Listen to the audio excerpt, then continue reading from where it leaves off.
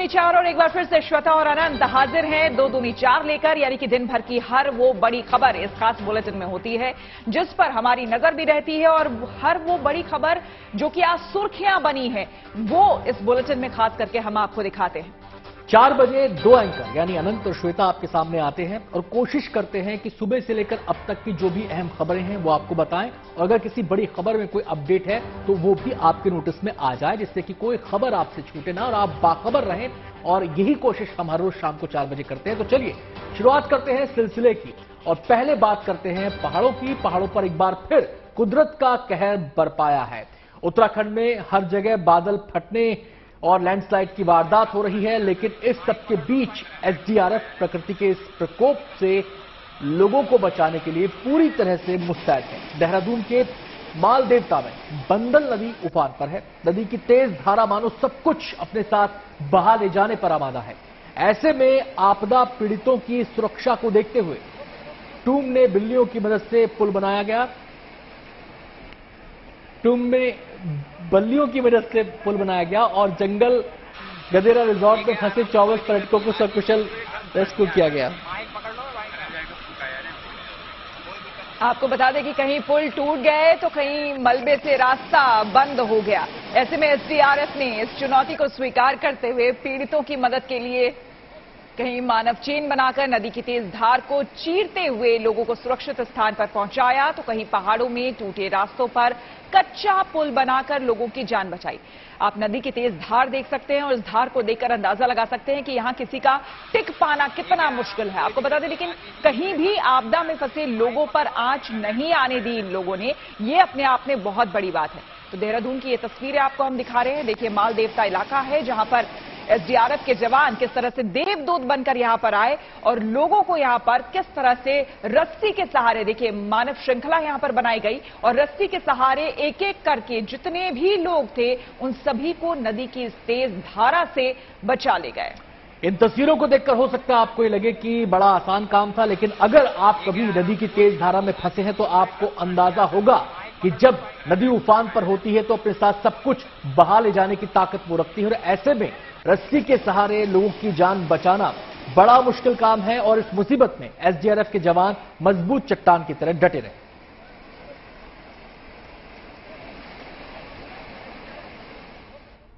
आपको बता दें कि ओडिशा में भी लगातार हो रही तेज बारिश की वजह से कई इलाकों में बाढ़ जैसे हालात पैदा हो गए हैं।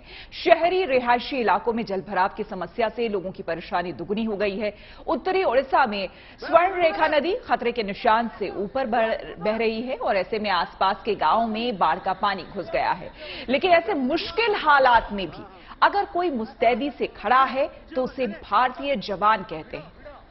ओडिशा के बालासोर में लगातार हो रही बारिश की वजह से कई लोग फंस गए हैं, जिसके बाद फायर ब्रिगेड के कर्मचारियों ने रात के अंधेरे में रेस्क्यू ऑपरेशन चलाकर उन्हें सुरक्षित बाहर निकाला। एक तरफ बाढ़ का पानी और दूसरी तरफ रात का घना अंधेरा, लेकिन ये दोनों चुनौतियां भी फायर ब्रिगेड के जवानों के हौसले को पस्त नहीं कर पाई और इन मुश्किलों को दूर करते हुए सभी लोगों को सुरक्षित बाहर निकाल लिया गया। देखिए किस तरह से बाढ़ घुटनों तक पूरा पानी है या कमर तक कह लीजिए, यहां तो कमर तक पानी पूरा दिख रहा है बाढ़ का पानी, और उससे किस तरह से ट्यूब के सहारे और लाइफ जैकेट पहनाकर लोगों को यहां से निकाला जा रहा है। तो बड़ी मुश्किल से एनडीआरएफ के जवान एक एक कर तमाम लोगों को बाहर निकाला इन लोगों ने।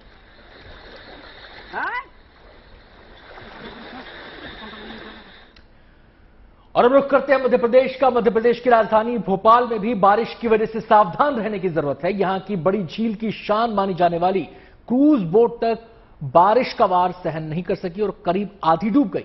मौके पर पहुंचकर जायजा लिया हमारे संवाददाता रवीश पाल सिंह ने। मध्य प्रदेश की राजधानी भोपाल में मूसलाधार बारिश ने कहर बरपा दिया है।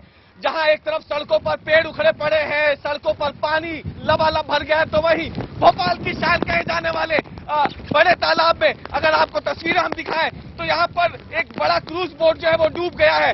यहां पे खड़े रह पाना भी मुश्किल है। तूफानी हवाएं चल रही हैं इस वक्त भोपाल में और आप देख सकते हैं ये छाता जो है ये भी पूरी तरीके से टूट गया है, इतनी तेज हवाएं हैं। लेकिन तस्वीरें हम आपको जरूर दिखाएंगे किस तरीके से भोपाल में मूसलाधार बारिश के बाद हालात बन गए। ये क्रूज बोट है, ये आपको बता दें वही क्रूज बोट है जिसमें कुछ रोज पहले तक मुख्यमंत्री शिवराज सिंह चौहान मौजूद थे। तिरंगा यात्रा उन्होंने इस क्रूज बोट पर निकाली थी, लेकिन इतनी जबरदस्त बारिश हुई है, इतनी तेज हवाएं चल रही है, इतनी ऊंची ऊंची लहरें उठ रही है भोपाल की झील में कि अब ये क्रूज बोट डूब रहा है। आप तस्वीर में देखिए, आधे से ज्यादा क्रूज बोट जो है वो डूब चुका है और ये वाकई बेहद डरावनी तस्वीरें मध्य प्रदेश की राजधानी भोपाल में जो बारिश हुई है उसकी आपको हम दिखा रहे हैं। ये क्रूज बोट जो डूबा है, इसके साथ कई जो दूसरी नावें थी उसके भी डूबने का खतरा था, इसलिए उनको बाहर निकाल के रख दिया गया है। लेकिन ये तस्वीरें जो है ये वाकई अपने आप में हैरान करती है, डराती है। भोपाल ने कभी ऐसी तस्वीरें नहीं देखी हैं जब यहाँ पे इतनी तेज हवाओं के चलते, इतनी मूसलाधार बारिश के चलते जो एक बड़ा क्रूज बोट है वो पूरी तरीके से आप देखिए तो डूब चुका है। और जिस तरीके से बारिश भोपाल में लगातार जारी है वो ये बता रही है कि भोपाल ने पिछले कई सालों का रिकॉर्ड इस बारिश ने तोड़ दिया है। कैमरामैन एजाज के साथ रवीश पाल सिंह, भोपाल। और बात करें अगर हमारे वीर जवानों की, तो दरअसल भारत के जो वीर जवान हैं वो जितने जाबाज और बहादुर होते हैं उतने ही मददगार भी होते हैं। मदद की जरूरत चाहे विदेशी नागरिकों को हो क्यों ना हो, भारत की समुद्री सुरक्षा में मुस्तैद भारतीय तटरक्षक बल ने भी ऐसा ही कारनामा कर दिखाया है। शनिवार रात को सर्च एंड रेस्क्यू ऑपरेशन के जरिए इंडियन कोस्ट गार्ड ने 8 श्रीलंकाई नागरिकों की जान बचाई। इनमें 3 बच्चे और एक नवजात भी शामिल थे। दरअसल कोस्ट गार्ड को सूचना मिली थी कि रामेश्वरम के नजदीक एक छोटे से टापू पर कुछ लोग यहां पर फंसे हुए हैं और उसके बाद यह पूरा रेस्क्यू हुआ। और जैसे ही कोस्ट गार्ड को इन लोगों के फंसे होने की जानकारी मिली, कोस्ट गार्ड के जवान तुरंत एक्शन में आ गए। बिना देर किए होवरक्राफ्ट से रवाना हो गए और रेस्क्यू ऑपरेशन शुरू कर दिया गया। कुछ ही देर के बाद टापू पर शरण लिए हुए सभी 8 लोगों को सुरक्षित बचाकर रामेश्वरम ले आया गया।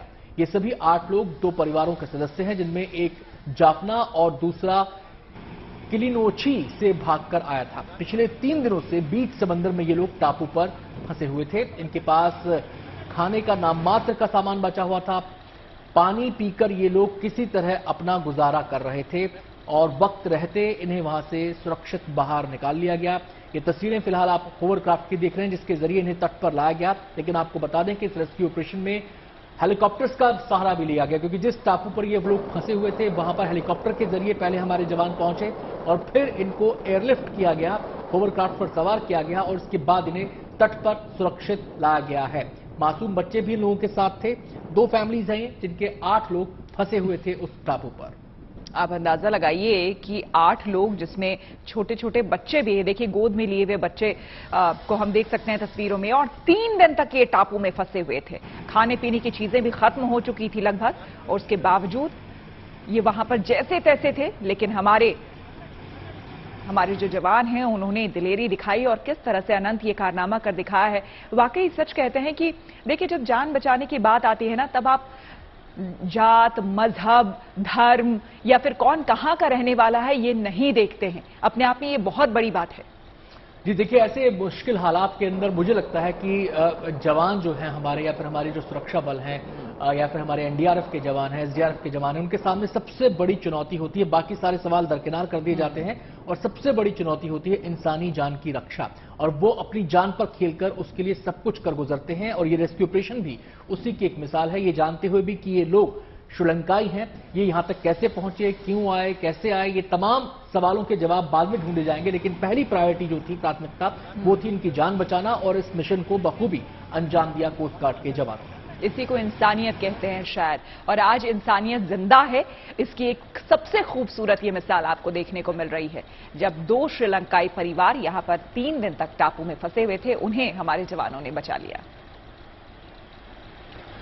और रुख करते हैं अगली खबर का। एलएसी पर चीन की हर चाल और चालाकी का माकूल जवाब देने के लिए भारतीय सेना पूरी तरह से मुस्तैद है। पूर्वी लद्दाख में वास्तविक नियंत्रण रेखा पर किसी भी तरह की आपात स्थिति का सामना करने के लिए भारतीय सेना के साथ साथ आर्मी एविएशन कॉर्प्स एक्सरसाइज कर रही है। गलवान में चीन के साथ हुए संघर्ष के बाद भारतीय सेना चीता हेलीकॉप्टर और LAH विमान से ऑपरेशन चला रही है। आपको बता दें कि वहीं पूर्वोत्तर में ऊंचाई और मौसम की स्थिति, साथ ही साथ अलग अलग इलाके की स्थितियों से निपटने की चुनौतियों को लेकर सेना एक्सरसाइज कर रही है। अरुणाचल प्रदेश के तेजू में मद्रास रेजिमेंट ने बॉर्डर से सटे गांवों की सड़कों पर रात में रूट मार्च निकाला। हथियार के साथ सेना के जवानों ने 50 किलोमीटर तक यहां पर मार्च किया। दरअसल ये वो इलाके हैं जहां सेना के भारी वाहन नहीं पहुंच पाते हैं। ऐसे में सेना ने मार्च के जरिए इन इलाकों की सुरक्षा सुनिश्चित की। ये अरुणाचल प्रदेश का तेजू इलाका है जहां पर 50 किलोमीटर तक मार्च करके सेना ने यहां पर सुनिश्चित की सुरक्षा व्यवस्था। जैसा कि हमने आपको बताया, ये वो टेरेन है जहां पर भारी वाहन नहीं पहुंच पाते।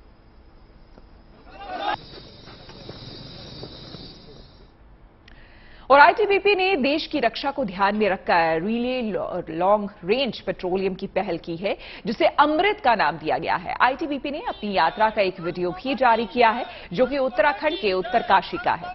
उत्तरी सीमा पर आईटीबीपी के कंधों पर भारत की रक्षा की अग्रिम पंक्ति की जिम्मेदारी है। देश की स्वतंत्रता के 75 साल पूरे होने पर इसने प्रथम पंक्ति की रक्षा को ध्यान में रखकर रिले लॉन्ग रेंज पेट्रोल की पहल की है।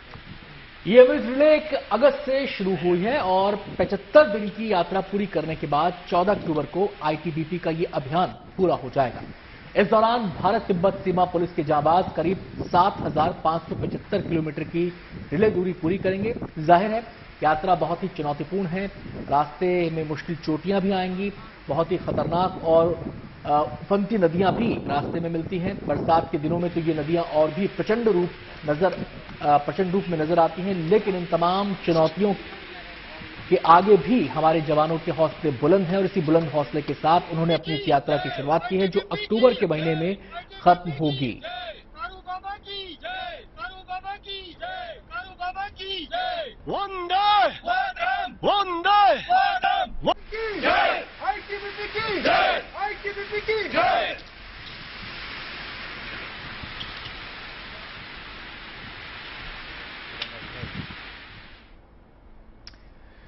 दिल्ली के डिप्टी सीएम मनीष सिसोदिया ने बीजेपी पर बड़ा आरोप लगाया है। सिसोदिया ने कहा है कि उन्हें बीजेपी की ओर से ऑफर मिला है।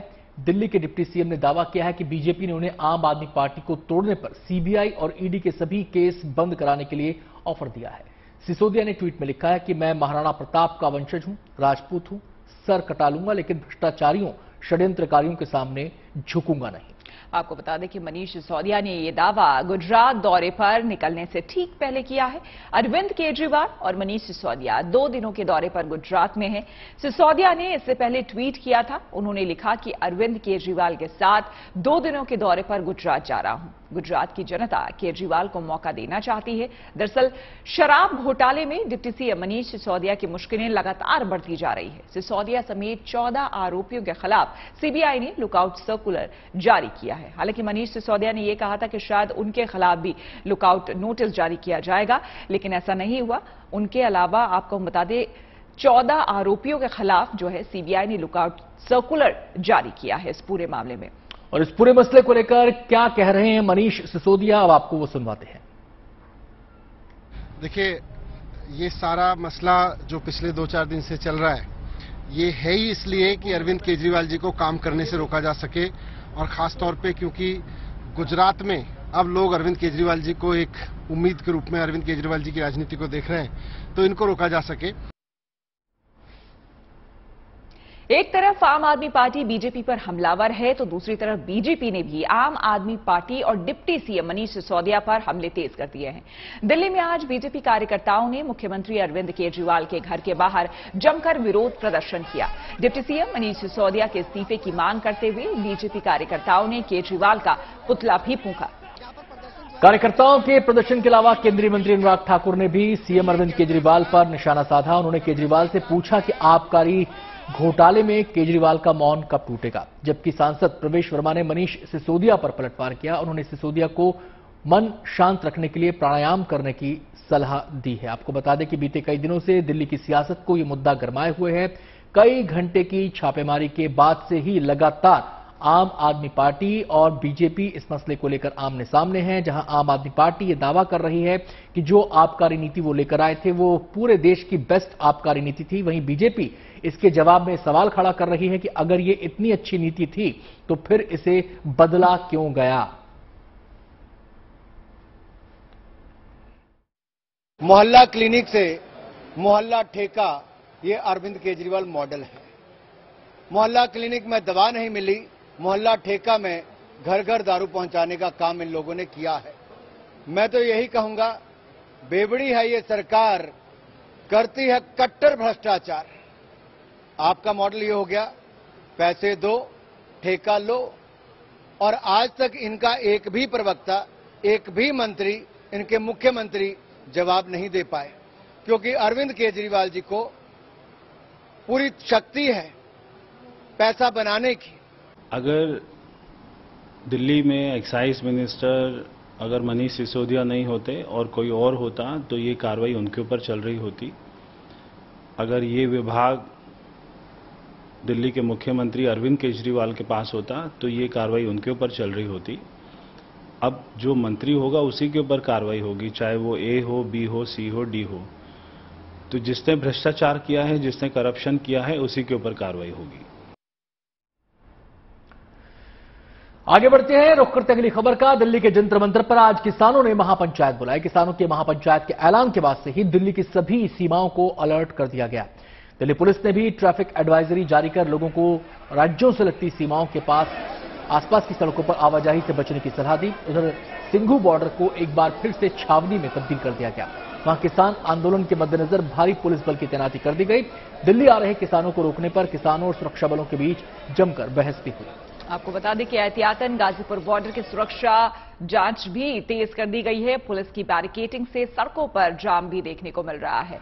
किसानों ने लखीमपुर खीरी नरसंहार के पीड़ित किसान परिवारों को इंसाफ दिलाने, जेलों में बंद किसानों की रिहाई और केंद्रीय मंत्री अजय मिश्रा टेनी की गिरफ्तारी की मांग को लेकर ये महापंचायत बुलाई थी। इसके अलावा एमएसपी की गारंटी को कानून बनाने, किसानों की कर्ज माफी और बिजली बिल माफ करने की मांग भी किसानों ने दोहराई। अब इसी बात के मद्देनजर सुरक्षा भी चाक चौबंद कर दी गई है।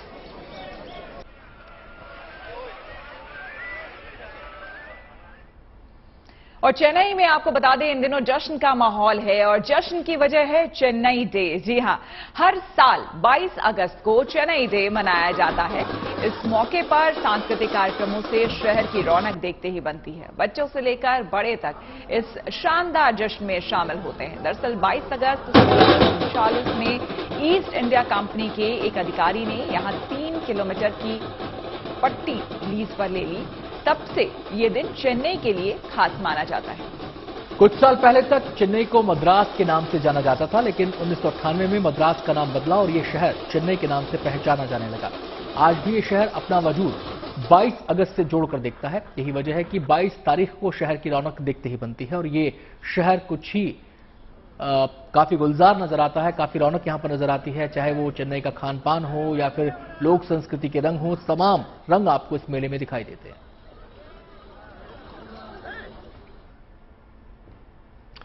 और अब बात कर लेते हैं फिल्मों की। एक तरफ जहां बॉलीवुड के 2 बड़े सुपरस्टार आमिर खान और अक्षय कुमार की फिल्में बॉक्स ऑफिस पर अपने अस्तित्व की लड़ाई लड़ रही हैं, ऐसे में एक छोटी बजट की फिल्म कार्तिकेय 2 हर दिन कमाई के नए नए मुकाम हासिल करती जा रही है। मूल रूप से तेलुगु में बनी इस फिल्म में निखिल सिद्धार्थ और अनुपमा परमेश्वरन का लीड रोल है। फिल्म कार्तिकेय 2 में भगवान कृष्ण से जुड़ी कहानी दिखाई गई है। बिल्कुल, आपको बता दें कि माइथोलॉजी एडवेंचर ड्रामा से भरपूर इस फिल्म को लोग काफी पसंद कर रहे हैं और यही कारण है कि सिनेमाघरों में कार्तिकेय 2 देखने वालों की संख्या लगातार बढ़ती जा रही है। तो अनंत, अक्सर हम देखते हैं कि कई बार बड़ी बजट, बड़े बड़े जो बॉलीवुड के स्टार्स हैं वो क्यों ना हो फिल्मों में, लेकिन छोटी फिल्म जो है वो कमाल कर जाती है। और ये बात कार्तिकेय 2 पे तो बिल्कुल फिट बैठती है श्वेता। वो इसलिए कि जब ये फिल्म रिलीज हुई थी तो शायद इनके मेकर्स को भी इतनी कामयाबी की उम्मीद नहीं थी। 50 स्क्रीन्स पर इस फिल्म को रिलीज किया गया था शुरुआत में, लेकिन अब वो स्क्रीन्स की संख्या बढ़कर 1500 हो गई है। बिल्कुल, चलिए इसी के साथ श्वेता और अनंत को दीजिए इजाजत। 2 दूनी 4 में